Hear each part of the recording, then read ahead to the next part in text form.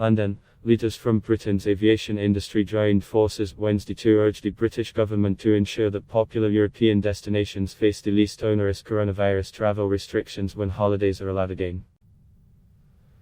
Under the government's new traffic light system for England, travel to countries in the lowest green category could be opened up to quarantine-free travel from May 17.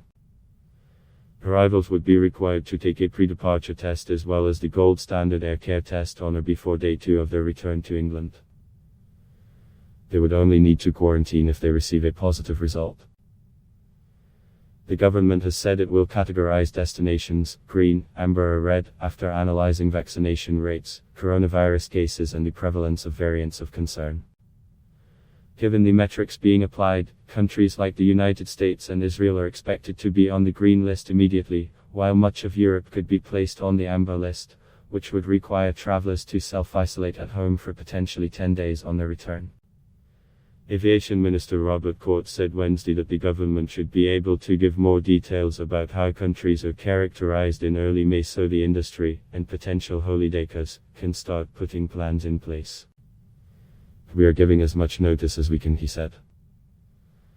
Lockdown restrictions are being eased across the UK after a stringent winter lockdown and the rapid rollout of coronavirus vaccines has seen coronavirus cases and deaths fall sharply. However, given that previous waves of the pandemic have arguably been fueled by too lax border policies, the government has indicated it will take a cautious approach. With much of Europe in the midst of a surge of the pandemic and lockdown restrictions being reimposed, there are concerns that popular European destinations, such as the beach resorts of the Costa del Sol in Spain or the Greek islands, may not make the green list. "We would like to see the green category as expansive as possible," Chris Garton, Chief Solutions Officer at Heathrow Airport, told lawmakers in the House of Commons. "We understand from a health perspective it's a proceed with caution time. But if we are too much on the side of caution then you will have some very devastating effects on the travel sector and the aviation sector," he added. The aviation industry around the world has been hammered over the past year with passenger numbers down around 95% from pre-pandemic levels.